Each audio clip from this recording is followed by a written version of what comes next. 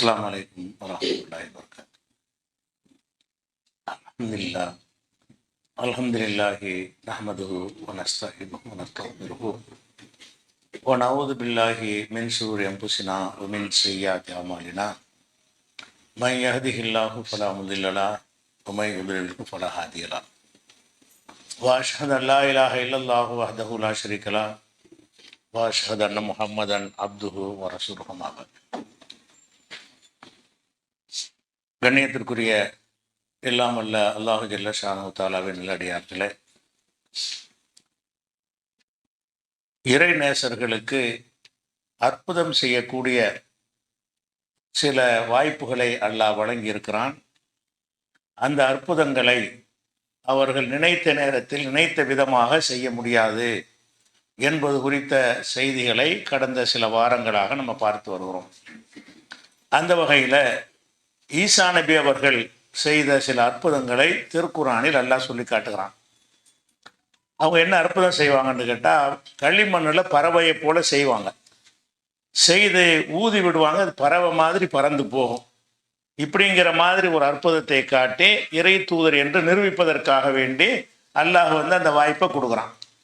அதை பற்றி சொல்லும் பொழுது ஈசா நபியை மக்கள்கிட்ட போய் சொல்கிறாங்க, இன்னி அஹ்லுக்கும் மின தீனி கஹையத்தி தயிரி, நான் களிமண்ணிலிருந்து பறவையை போல தயார் செய்கிறேன்.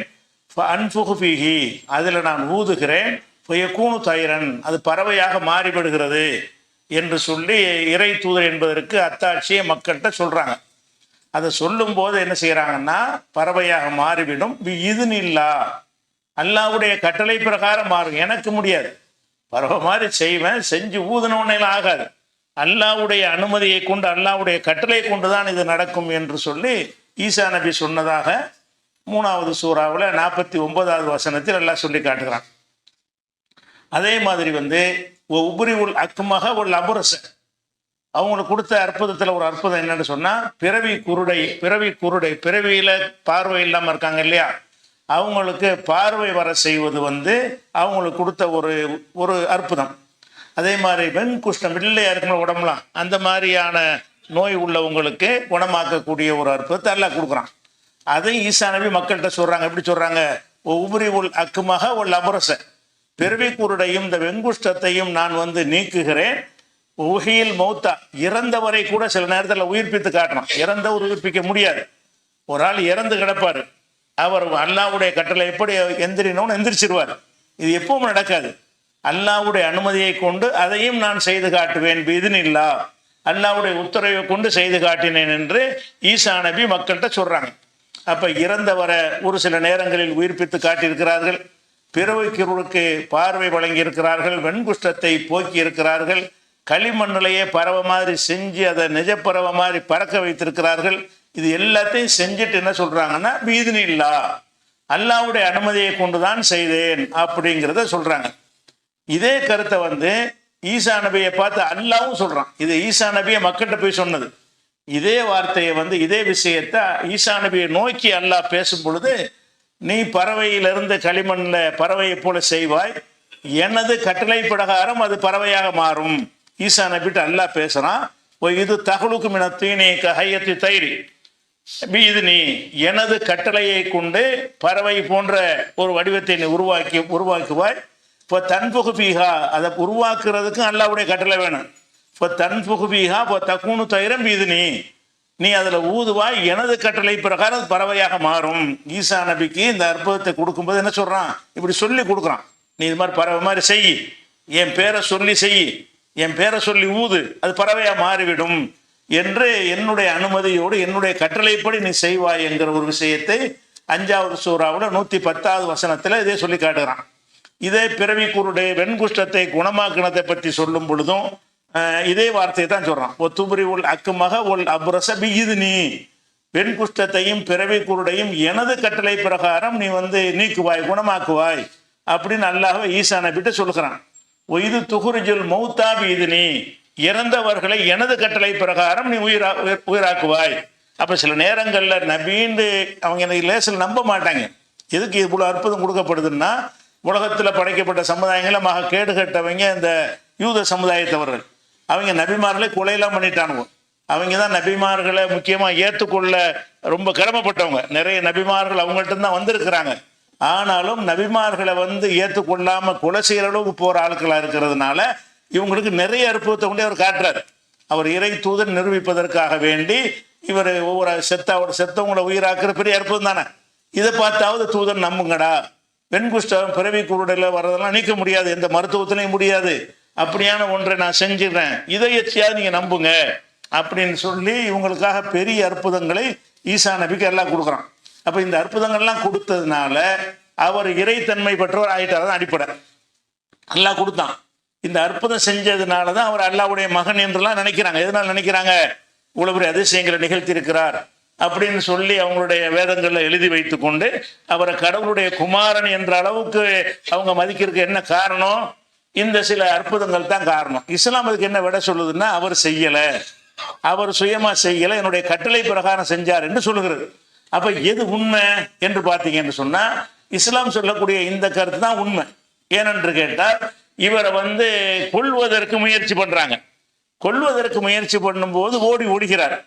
இவர் ஒரு மந்திரவாதியாக அவர் இருந்திருப்பாரையானால், இது நினைச்ச நேரத்தில் அற்புதம் செய்பவராக இருந்தாரையானால், செத்தவரையே உயிராகக்கூடிய இருந்திருப்பாரையானால், அவருடைய அற்புத சக்தியை கூட அத்தனை பேர் அழிச்சிருப்பார்ல, கிட்ட நெருங்காம ஆக்கியிருப்பார்ல, அவங்களுடைய கண்களுக்கு படாம தன்னை மறைத்து கொண்டிருப்பார்ல, ஒண்ணுமே செய்ய முடியல. அவங்க நம்பிக்கை பிரகாரம், கிறிஸ்தவர்கள் நம்பிக்கை பிரகாரம் அவர் கொல்லவே பட்டுட்டார். நம்முடைய நம்பிக்கை பிரகாரம் அவர் அல்லாஹ் உயர்த்தி கொண்டான், உயர்த்தி தான் காப்பாற்றினானே தவிர அவர் தன்னை காப்பாற்றி கொள்ள முடியல. அப்ப இந்த அற்புதம் செய்தது அவருக்குரிய ஆற்றலாக இருக்குமையானால் கிட்ட எவனா நெருங்கி இருப்பானா, நெருங்க விட்டுருப்பானா? அப்ப அவர் மனிதரை போலவே தான் அவர் நினைஞ்சிருக்காரு, பயந்து ஓடி இருக்கிறார் என்பதை நம்ம காக்குறோம். அதே மாதிரி இவ்வளவு அற்புதங்கள்லாம் செஞ்ச பிறகு என்ன செய்யறாங்கன்னா, மேலும் அற்புதம் கேட்கறாங்க. இவ்வளவு அற்புதம் செஞ்சு காட்டுறாரு. என்ன கேட்குறாங்கன்னா, ஈசாவே, இந்த இறைவன்கிறிய உன்னுடைய இறைவன் வானத்திலிருந்து ஒரு உணவு தட்டை எங்களுக்கு இறக்கி தருவானா? ஒரு விருந்து சாப்பிடணுங்க, வானத்திலிருந்து உணவோட தட்டி இறங்கணும், அதை நாங்கள் திருவிழாவை கொண்டாடணும், அப்படி உனது இறைவனுக்கு செய்ய முடியுமா? இவ்வளவு செஞ்ச அற்புதத்தை காட்டுறாரு. திருப்தி பட மாட்டேங்கிறாங்க, நம்ப மாட்டேங்கிறாங்க, இறைத்தூர் நம்ப மாட்டேங்கிறாங்க. கேட்குறாங்க, இது காலல் ஹபாரியூன யா ஈசபுன மரியம் ஹல் எஸ்தத்தி ஒரு ரப்புக்க என்சில் அலைனா மாயுதத்தை மினசமா, வானத்திலிருந்து ஒரு உணவு தட்டை உமது இறைவனால் இறக்கி தர முடியுமா அப்படின்னு அல்லாவுக்கு 7 மாண்டு கேட்குறாங்க. ஈசா நபி சொல்றாங்க, இத்தக்குள்ளா பயந்துக்கிறங்க, அல்லாவுக்கு 7 மாண்டு கேட்காதீங்க என்று சொல்லிட்டு, நாங்கள் சந்தேகப்பட்டு கேட்கல, நாங்கள் ஒரு மன நிறைவுக்காகத்தானே இதை கேட்குறோம் அப்படிங்கிற மாதிரி சொல்றாங்க.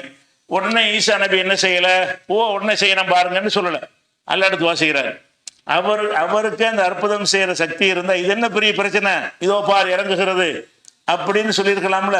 அவர் என்ன செய்யறாருன்னா, அல்லாஹும்ம ரப்பனா அன்சில் அலைனா மாயுதத்தை மினசமா, இறைவா வானத்திலிருந்து ஒரு உணவு தட்டை இறக்கி வைப்பாயாக, அது எங்களுக்கு திருநாளாக அமையும் அப்படின்னு கேட்கிறாரு. அல்லாஹ் நான் இறக்கி வைக்கிறேன் என்று சொல்கிறான்.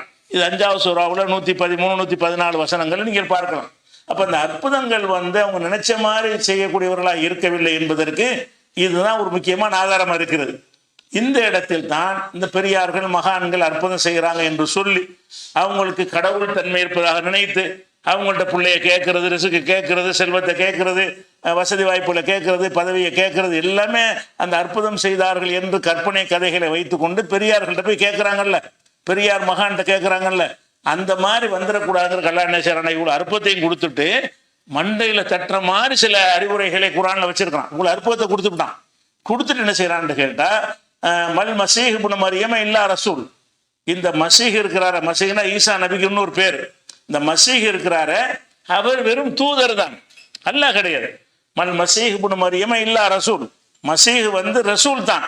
கது ஹலத்துமின் கபலிஹி ருசுல், அவருக்கு முன்னாடி பல ரசூல்மார்கள் போயிட்டாங்க, இவருக்கு மட்டும் முதல் ரசூல் கிடையாது, இதுக்கு எத்தனை ரசூல்மார்கள் போய்விட்டார்கள். உம்முஹு சித்திகா, அவங்க தாயார் ஒரு உண்மையாளராக இருந்தார், அவ்வளவுதான். அவரும் கடவுள் கிடையாது, இவரும் கடவுள் கிடையாது, அவங்க அம்மாவும் கடவுள் கிடையாது என்று சொல்லிவிட்டு, கானா யகுலானி தாம், அந்த இருவரும் உணவு உண்பவர்களாக இருந்தார்கள். 2 பேரும் சாப்பிட்டாங்களா இல்லை, அல்லாஹ் என்ன செய்யறான், கானா யகுலானி தாம், நீ அதை செஞ்சாரு இதை செஞ்சாருன்னு கடவுள் தன்மை இருப்பதா நினைக்கிறார். பிறவி குருட குணமாக்குனாரு, குஷ்டத்தை குணமாக்குனாரு வச்சு கடவுள் தன்மை வந்தா நீ நினைக்கிறாய். ஆனா அவங்க சாப்பிட்டாங்களா இல்லையா, சாப்பிடாமல் வாழ முடியல இல்ல, சாப்பிட்டார்கள் என்று சொன்னால் மலைஜலம் கழிப்பார்கள்ல, வயிற்றுல மலை ஜலத்தை சுமந்திருப்பார்கள்ல, எப்படி நீங்க கடவுளுங்க எல்லாம் கேட்கிறான். இந்த அற்புதத்தை பண்ணி பாக்குறிய, இதெல்லாம் அங்கங்க நடந்த ஓரிரண்டு சம்பவங்கள். இது தினசரி சம்பவம். இது சாப்பிடுவதும் மலை ஜலம் கழிப்பதும் அன்றாடம் அவர் நடக்கக்கூடிய சம்பவங்கள். அன்றாடம் அவர் சாப்பிட்டு கொண்டிருக்கிறார், அன்றாடம் மலை ஜலம் கழித்து கொண்டிருக்கிறாரு. நீ வந்து கண்ணும் தெரியாத குணமாக்குனான்னு ஒரே ஒரு நாள் நடந்த ஒரே ஒரு சம்பவத்தை வைத்து நீ கடவுள் தன்மை கொடுக்குறியா என்பதை மறுப்பதற்கு அல்லாஹ் என்ன செய்யறான்னு கேட்டா, கானா யகுலானி அந்த ரெண்டு பேரும், ஈசா நபியும் அவங்களுடைய அம்மா ரெண்டு பேருமே உணவு உண்பவர்களாக இருந்தார்கள் சொல்லிட்டு அல்லாஹ் என்ன செய்யறான்னா, எப்படி பாயிண்ட் பிடிச்ச பாத்தியான்னு கேட்கிறான். உங்களுக்கு ஒரு சிந்தித்து பார். கைஃபனும் பையன் உலகம் லாயார், எப்படி சான்றுகளை நான் தெளிவுபடுத்துகிறேன், இவர்கள் எப்படி தடம் புரண்டு போகிறார்கள், நான் எப்படிப்பட்ட பாயிண்ட் எடுத்து வைக்கிறேன். சாப்பிட்டாங்கன்னு பாயிண்ட் எடுத்து வைக்கிறேன். நீ என்ன செய்யற, பிறவி கூட குணமாக்குனா இருக்கிற, ஒரே ஒரு தடவை ஒரு நாள் செஞ்சு நீ சொல்லி காட்டுகிறார். நான் தினசரி அவர்கள் என்னவா இருந்தார்கள், பசியில சாப்பிடாம உங்களுக்கு இருக்க முடியல, உணவு இல்லாமல் உங்களுக்கு வாழ முடியாது, தண்ணி குடிக்காம வாழ முடியாது, குடிச்ச தண்ணீரையும் குடிச்ச சாப்பாட்டையும் வெளியேற்றாமல் வாழ முடியாது, இப்படி இருந்தாங்க என்று நான் பாயிண்ட் எடுத்து வைக்கிறேன். நீ என்ன செய்யற, அதை விட்டு வேற ஒரு விஷயத்தின் பக்கம் தேசிய திரும்பி போகிறாய் நல்லா கேட்கிறான். இது 5வது சூறாவுல 75வது வசனத்தில் சொல்றான். அப்ப அற்புதம் கொடுக்கப்பட்டவர்களாக இருந்தாலும் எப்படி இருந்தாங்க, நீ எந்த அவுளியா மகான கொண்டு வா, சாப்பிடாத ஒரு அவுளியா கொண்டுட்டு வா, தண்ணியே குடிக்காத ஒரு அவுளியாவை கொண்டுட்டு வா, மலை ஜலம் கழிக்காத ஒருத்தரை கொண்டுட்டு வா, இல்ல. அப்ப நீ எந்த ஒரு மகான் பெரியவர்னு சொன்னாலும் கூட இவங்கெல்லாம் அற்புதங்கள் நிகழ்த்த அதிகாரம் படைத்தவர் இல்ல, ஒரு பேச்சுக்கு வைத்துக் கொண்டார். இந்த அவுளியாக்கள் என்பவர்களும் அற்புதம் செய்யக்கூடியவர்கள் என்று ஒரு பேச்சுக்கு வைத்துக் கொண்டால் அவங்க சாப்பிட்டார்களா இல்லையா, குடித்தார்களா இல்லையா. சாப்பிடவும் குடிக்கவும் ஒருவன் இருப்பானே, ஆனால் அவன் எப்படி கடவுளா இருப்பான், அவன் எப்படி நினைச்சதை செய்வான், அவனுக்கு எப்படி சுயமான ஒரு ஆற்றல் இருக்கும். அந்த சுயமான ஆற்றலின் மூலமாக உண்ணாமல் அவன் இருக்கலாமே, அல்லாஹ் இருக்கிற மாதிரி பருகாமல் இருக்கலாமே, அந்த மாதிரி இருக்க முடிஞ்சா என்று 5வது சூறாவுல 75வது வசனத்துல கேட்கிறான். அதே மாதிரி வந்து இப்ப ஈசா நபியத்தானே வந்து கடவுள்னு சொல்லிட்டு இருக்கிறாங்க. அதுக்கு அல்லாஹ் மறுப்பு விடுவான். அந்த மாதிரி அற்புதங்களை வச்சுக்கிட்டு நீ கடவுள்னு சொன்னாயானால் அந்த ஈசாவுடைய நிலை என்ன தெரியுமா, அல்லாஹ் கேட்கிறான். மசீஹ் ஈசா இருக்கிறாரு, அவர் அல்லாஹ்வுக்கு அடிமையாக இருப்பதற்கு அவர் ஒரு காலம் மறுத்ததில்லை. நான் அடிமை என்றுதான் எப்போதும் தன்னை நினைத்துக் கொண்டிருந்தார். உலல் மலாயிகத்துல் முகர்ரபூன், அல்லாஹ்வுக்கு நெருக்கமான வானவர்கள் இருக்கிறாங்களே, அவங்க கூட அடிமைகளாக தான் இருந்தாங்க. அடிமைகள் என்பதை அவங்க என்ன செய்ய ஒரு காலத்திலையும் மறுக்க மாட்டார்கள். ஒமை எஸ்தன்கிஃபன் இபாதத்திகி அல்லும் ஈசா நபியா இருக்கட்டும், மலக்குகளா இருக்கட்டும், வேற யாரா வேண்டாலும் இருக்கட்டும், அல்லாஹ்வுடைய இபாதத்தை விட்டு எவன் வந்து புறக்கணிக்கிறானோ, பெருமை அடிக்கிறானோ, இலை ஜமியா, அல்லாஹ் வந்து அவங்க அனைவரையும் நரகத்தின் பக்கம் ஒண்ணு சேர்ப்பான். ஈசா நபியை இருந்தாலும் சரி, எனக்கு அடிமை கிடையாது, நான் தான் எல்லான்னு சொல்லிட்டாரையானால் அவரையும் நான் என்ன செய்வேன், தண்டித்து விடுவேன்கிற அளவுக்கு கடுமையான ஒரு வார்த்தையை எல்லாம் என்ன செய்யறான்டா 4வது சூறாவுல 172வது வசனத்தில் சொல்லி காட்டுகிறான்.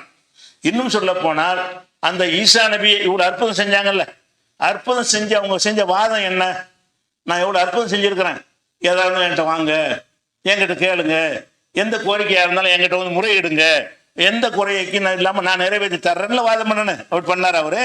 அவர் என்ன வாதம் பண்ணினார் என்று கேட்டால், ஓ காலல் மசீஹு, ஈசா நபி சொன்னார்கள், யாபனி இஸ்ராயில, இஸ்ராயில் மக்களே, ஊபுதுல்லாஹ ரப்பி வரப்பக்கும், எனது இறைவனும் உங்கள் இறைவனுமாகிய அல்லாஹ்வை வணங்குங்கள். நீங்க அல்லாஹ்வை தான் வணங்கணும், அவன் எனக்கு அவன் தான் இறைவன், உங்களுக்கு அவன் தான் இறைவன் என்று சொல்லிட்டு முக்கியமான ஒரு அறிவுரையை சொல்றாரு. இன்னஹு யுஷ்ரிகு பில்லாஹ், யார் ஒருத்தன் அல்லாஹ்வுக்கு இணை கற்பிக்கிறானோ, என்னை வந்து அல்லாஹ் மாதிரி ஆகி, அதன் அர்த்தம் இவர் தான் அற்புதம் செஞ்சாரு, அற்புதம் செஞ்சதுனால இவற்றை இறைத்தன்மை வந்துருச்சு என்று நினைத்து யார் அல்லாஹ்வுக்கு இணை கற்பிக்கிறானோ, ஃபகத் ஹர்ரம் அல்லாஹு அலைஹில் ஜன்னா, சொர்க்கத்தை அல்லாஹ் அவனுக்கு ஹராமாக்கி விட்டான். நீங்க என்னைய மனுஷ நிலையை தாண்டி நான் சில அற்புதங்கள் செய்யறதை பார்த்துவிட்டு எனக்கு எல்லா சக்தியும் இருப்பதாக நினைத்தீர்களே, ஆனால் ஃபகத் ஹர்ரம் அல்லாஹு அலைஹில் ஜன்னா, அவனுக்கு சொர்க்கத்தை அல்லாஹ் ஹராமாக்கி விட்டான். அவர் தங்குற இடம் நரகம்தான். இந்த அநியாயக்காரங்களுக்கு எந்த உதவியாளரும் கிடையாது என்று அவர் சொல்கிறார். அப்ப இவ்வளவு அற்புதங்கள் செய்ததுக்கு பிறகு அந்த அற்புதங்களை கொண்டு நான் செஞ்சேன் அவர் சொன்னாரா, எனக்கு எல்லாம் முடியும் என்று சொன்னாரா, உங்களுக்கு எந்த தேவையா இருந்தாலும் என்கிட்ட வாங்க என்று சொன்னாரா, எனக்கே ஒரு தேவை ஏற்பட்டால் நான் செஞ்சுக்கிற முடியும் என்று சொன்னாரா, ஒண்ணுமே சொல்லல. அவர் என்ன சொல்றாரு, நான் அல்லாஹ்வுடைய அடியானா இருக்கிறேன், நானும் அல்லாஹ்வை தான் வணங்கணும், நீங்கள் அல்லாஹ்வை தான் வணங்கணும், நம்ம 2 பேரும் அல்லாஹ்வை தான் வணங்கணும், அதை விட்டுட்டு நீங்கள் என்னை வந்து அல்லாஹ்வுக்கு இணையாக்கி விட்டீர்கள் என்று சொன்னால் அது சொர்க்கம் ஹராமு, நரகம் தான் தங்குற இடம் என்று ஈசா நபி சொன்ன ஒரு விஷயத்தை 5வது சூறாவில் 72வது வசனத்தில் எல்லாம் சொல்றான். அப்ப இவ்வளவு பெரிய அற்புதத்தையும் கொடுத்துட்டு அவர் மக்கள்கிட்ட என்ன வாதத்தை வைக்க சொல்றான்? உன்னை மனுஷன்னு போய் சொல்லு, உன்னை கடவுள் நினைக்க கூடாது. ஏன்னு கேட்டா ஏதோ மொத்தத்தில் எடுத்து பார்த்தா ஒரு 10 செஞ்சிருப்பாரு. அவர் கொடுத்த அற்புதங்கள் ஒரு 10 நடந்திருக்கு மொத்த வாழ்க்கையில. ஆனால் காலமெல்லாம் என்னவா இருந்தார்? அவரு மனுஷரா இருந்தாரு, எந்த ஒரு ஆற்றலும் இல்லாம இருந்தார். இன்னும் சொல்ல போனால் அல்லாஹ்வுடைய இந்த கோபத்தின் வெளிப்பாடு. எதுக்கு வெளிப்பாடு? அல்லாஹ் படைச்ச ஒரு படைப்பு என்று தெரிந்து கொண்டு அவரை கடவுளுங்கிறது, கடவுளுடைய மகன்கிறது, அவருடைய தாயை கடவுளுடைய மனைவி மாதிரி சித்தரிக்கிறது. இந்த மாதிரி செய்யும் பொழுது அல்லாஹ்வுக்கு என்ன செய்யணும்? சரியான கோபம் வருகிறது.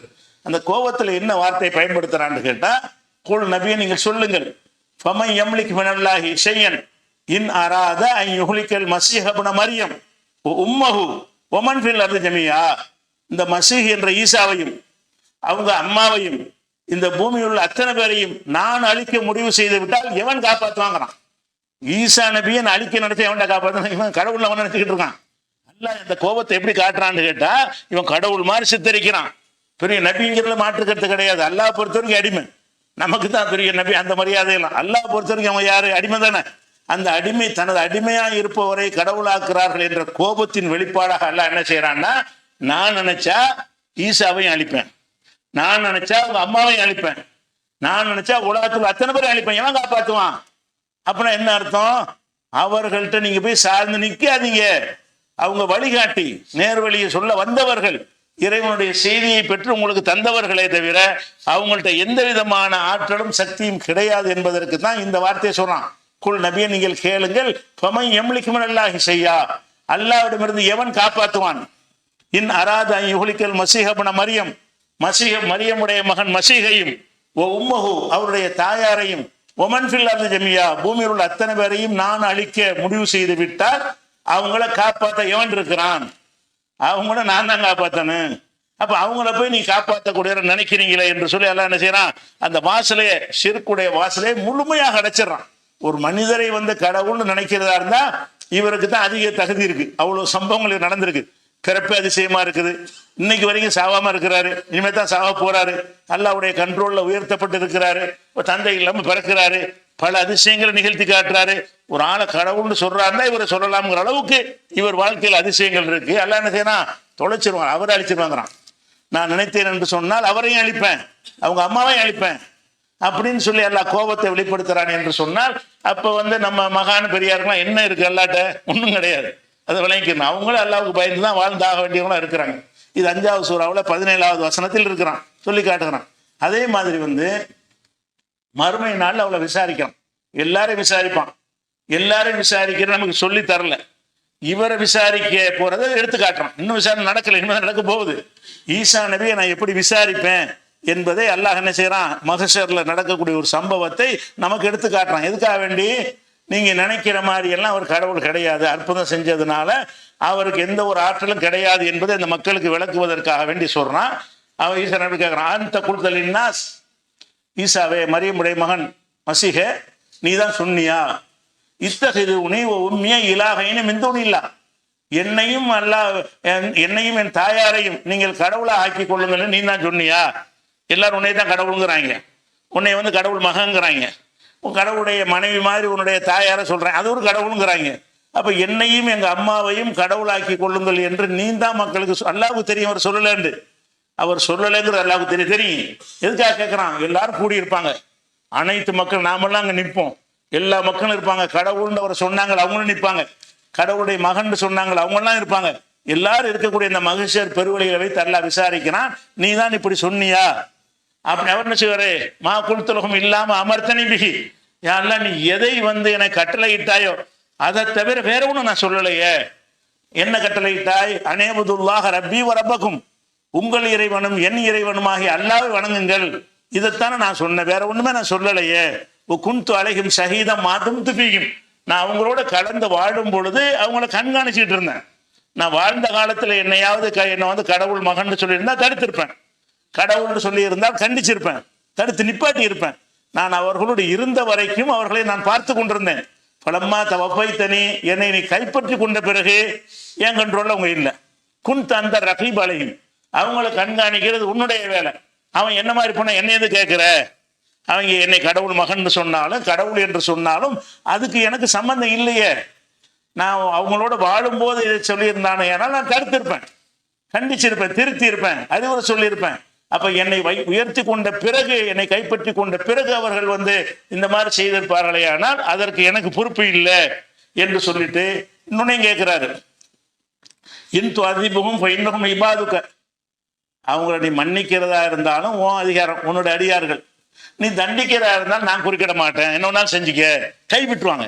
இவங்க நினைப்பாங்க நம்ம ஈசா நபி வந்துட்டாங்க, அல்லாட்ட பேசுவாங்க, விசாரிச்சு நம்மளை காப்பாற்றுவாங்க அப்படின்னு எல்லாரும் நினைக்கிற அளவுக்கு அந்த விசாரணை மன்றத்தில் அவர் நிப்பாட்டி கேட்டுட்டு அப்ப என்ன செய்வான் அல்லாஹ் ஈசா நபி என்ன சொல்லுவாங்க, கைவிட்டுவாங்க. அதை காட்டுவான் அல்லாஹ், இறைவா இன்து அதிபகம் இன்னும் இபாதுக்க, நீ அவர்களை தண்டிப்பதாக இருந்தால் அவங்க உன்னுடைய அடியார்கள், உனக்கு அந்த ரைட் இருக்குது, நான் அதை தலையிட முடியாது. நீ நினைச்சா மன்னிக்கவும் செய்யலாம், மன்னிப்பதாக இருந்தால் அவருடைய கருணையை சார்ந்தது என்று சொல்லி இவர்களை கைவிட்டு விடுவார்கள் என்கிற ஒரு சம்பவத்தையும், நாளை நடக்கக்கூடிய சம்பவத்தை 5வது சூறாவுல 116, 117, 118 வசனங்களில் எல்லாம் என்ன செய்யறான் சொல்லி காட்டுகிறான். அப்ப ஈசா நபி இந்த விசாரணையின் மூலம் என்ன சொல்ல வர்றான்னு கேட்டா, அவர் எவ்வளவு அற்புதங்கள் நிகழ்த்தி இருந்தாலும் சரி, அவர் தனக்கு இறைவனுடைய தன்மை இருப்பதாக சொல்லி இருந்தாருன்னா வசம் மாட்டிருப்பாரு.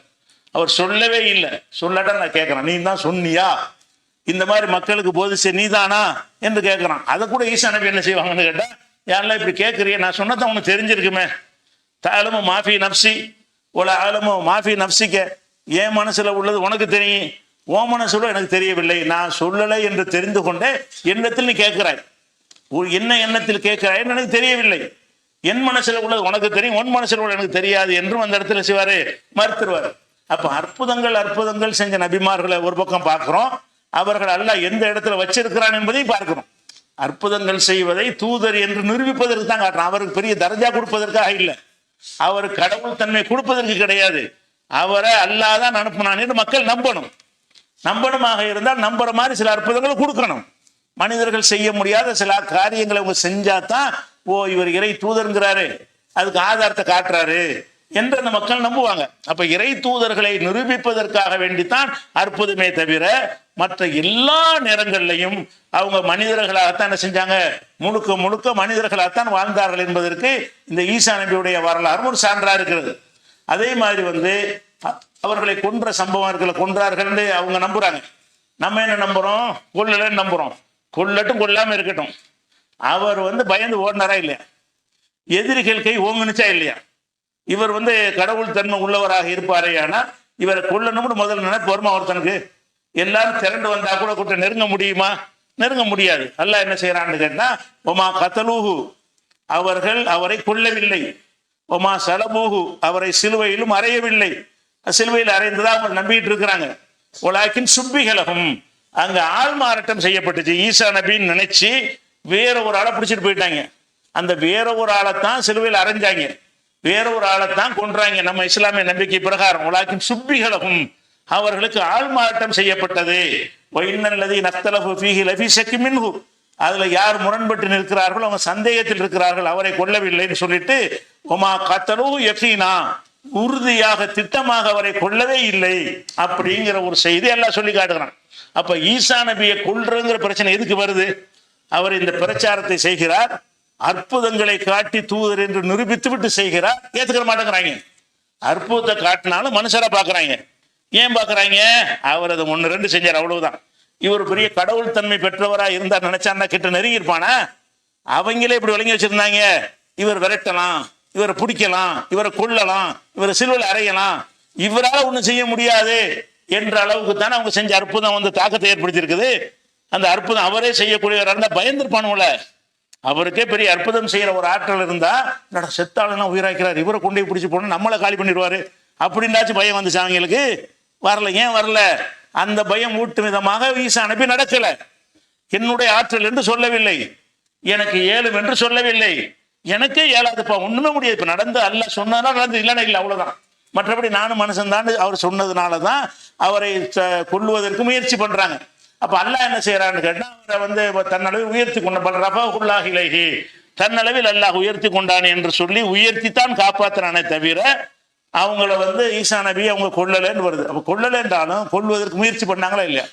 ஓடி ஒளிஞ்சாரா இல்லையா? மற்றவங்க அவங்க நம்பிக்கை பிரகாரம் காட்டி கொடுத்தாங்களா இல்லையா? காட்டி கொடுத்தாலும் என்ன அர்த்தம்? ஒளிஞ்சாருன்னு அர்த்தம். ஒளியாம நிற்கிறாளையா காட்டி கொடுப்பாங்க? அவரை என்ன செஞ்சாங்க? 30 காசு காட்டி கொடுத்தார்கள்னா எப்படியாவது தப்பிச்சு ஓடி போயிருக்கிறான்னு விளங்குறோம். அப்ப அந்த மாதிரி எல்லாம் நடந்தது எதை காட்டுகிறது என்று சொன்னால், என்ன அற்புதத்தை கொடுத்தாலும் சரி மனுஷன் தான். மனுஷன்கிற ஸ்டேஜை தாண்டி ஒன்றும் செய்ய முடியாது. அல்லாஹ் செய்கிற எந்த ஒரு காரியத்தையும் அவர்களால் நிகழ்த்த முடியவே முடியாது என்பதுக்கு தான் இதை காட்டணும். அதே மாதிரி என்ன செய்யறாங்கன்னா, மக்கரு மக்கரல்லாஹ், அவர்கள் சூழ்ச்சி செய்தார்கள், அல்லாவும் சூழ்ச்சி செய்தான். வல்லாஹு கைருல் மாக்கிரீன், இவர் விஷயமா தான் அல்லாஹ் சொல்றான். அவங்க என்ன சூழ்ச்சி செஞ்சாங்க? கொள்ள சூழ்ச்சி பண்ணாங்க. நான் என்ன சூழ்ச்சி பண்ணேன்? வேற ஒரு ஆள் அவர் மாதிரி கொண்டு நிப்பாட்டி வச்சு அவரை கொள்ள விட்டுட்டு இவரை காப்பாத்திட்டேன். நான் சூழ்ச்சி உன்னை விட நல்லா செய்வேன்டா நல்லா சொல்லி காட்டுறான். அதுலயும் அவருடைய திறமையை கொண்டு தப்பிச்சார் நல்லா சொல்லவே இல்லை. அவர் மேல உயர்த்தப்பட்டார, அவருடைய திறமையை கொண்டு ஆற்றலை கொண்டு மேல பறந்து போய் விட்டார் எல்லாம் சொல்றான். அவங்க சூழ்ச்சி பண்ணாங்க, நானும் சூழ்ச்சி பண்ணேன், நான் அவங்களோட நல்லா சூழ்ச்சி பண்ணுவேன் என்று சொல்லி அந்த ஈசா நபியை அல்லாஹ் காப்பாத்துக்கிறான். அப்ப நபிமார்கள் செய்கிற அற்புதங்கள் எல்லாமே அல்லாவின் அனுமதியோடு தானே தவிர அவங்களா செய்யறது கிடையாது. அப்படி எவ்வளவு பெரிய அற்புதத்தை செஞ்சாலும் சரிதான், அது நிகழ்ச்சியில எண்ணிக்கையில் இருக்குமே தவிர மற்ற வாழ்நாள் முழுவதும் அவங்க எல்லாரையும் போல மனசுல தான் இருந்தாங்க. கவலைப்படுவாங்க, நோய்வாய்ப்படுவாங்க, வருத்தப்படுவாங்க, முதுமை அடைவாங்க, பசி தாகத்தில் தவிப்பாங்க, எல்லா விதமான கஷ்டங்களுக்கும் உள்ளாவார்கள். மனிதர்களை போலத்தான் அவங்க அனைத்தையும் சந்திச்சாக வேண்டி இருக்கிறது என்பதற்கு தான் ஈசா நபியுடைய வரலாறை சொல்லி காட்டுறான். இன்னும் பல நபிமாருடைய அற்புதங்களை எடுத்து பார்த்தாலும் அற்புதங்களை நல்லா சொல்லுவான். அவர் மனுஷராக இருந்தாலும் சேர்த்து நிரூபிச்சிருவான். வெறும் அற்புத கதைகளாக சொல்ல மாட்டான், அற்புதத்தையும் சொல்லுவான். அற்புதத்துக்கு பிறகு அவர் என்னவா இருந்தாரு? மனுஷராக தான் இருந்தாரு. அவரால் ஒன்றும் செய்ய முடியல. அல்லாஹ் கொடுத்திருக்க அனுமதி கொடுத்த அந்த 4-5 விஷயத்தை தவிர, அந்த 10-15 விஷயத்தை தவிர மற்ற எந்த விஷயத்திலையும் அவர் சக்தி பெற்றவராக இருக்கவில்லைங்கிற முத்திரையும் சேர்த்து தான் அற்புதங்களை பற்றி அல்லாஹ் சொல்லி காட்டுகிறான். இது குறித்த கூடுதல் விவரங்கள் இன்ஷா அல்லாஹ் நம்ம அடுத்தடுத்து வர பார்ப்போம்.